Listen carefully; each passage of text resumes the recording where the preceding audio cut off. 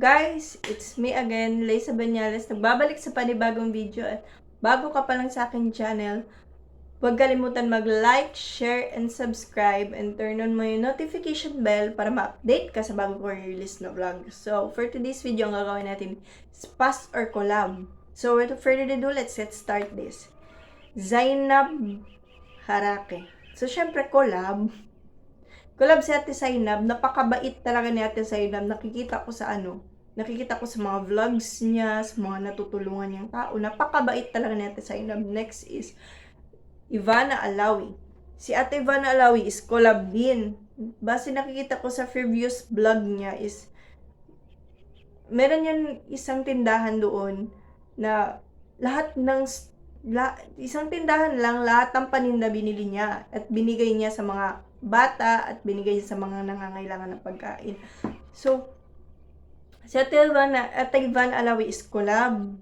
So, napakabait din ni Ate Ivana Alawi. So, next is Sabi and Sophia. So, and Sabi and Sophia, known is Maritwins.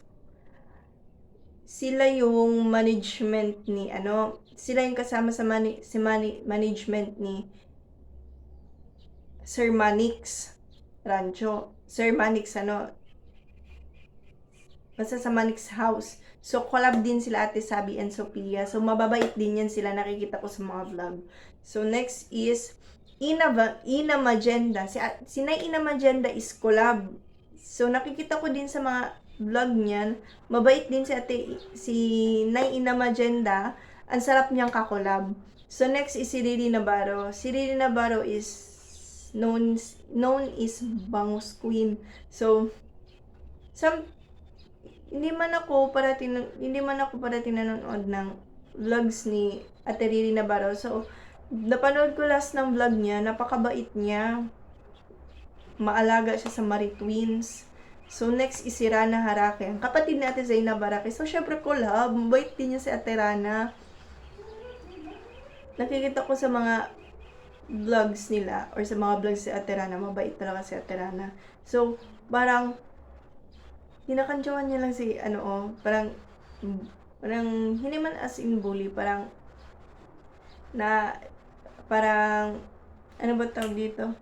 Yung parang hindi man kinakantsawan niya si Ate Zainab. Parang ganun lang talaga siya maging kapatid. So next is Loisa Andalio. Si Ate Loisa Andalio is collab. Fan ako ni Ate Loisa Andalio. Collab talaga sa Ate Loisa. I hopefully makakolab ko si Ate. Sa nabanggit ko ngayon, I hopefully makakolab ko sila. Next is The Moisel Power. The Moisel Power is collab din. Iisa dito sa The Moisel Power is classmate ko grade 9. Shoutout sa'yo, John Mark Lidado. Bakla siya. So, sikat na siya ngayon. So, next is Kim Chu. Si Ate Kim Chu is collab. Nakikita ko mabait talaga sa Ate Kim Chu. Yung hindi ako naniniwala sa mga basher niya na masama daw ugali. Yung mabait din si Ate Kim. So, hanggang dito na lang nagtatapos ang aking vlog. So, don't forget to like, share, and subscribe. At turn on mo yung notification bell para ma-update ka sa bago kong i-release na video. Hope to see you soon. Bye! Mwah.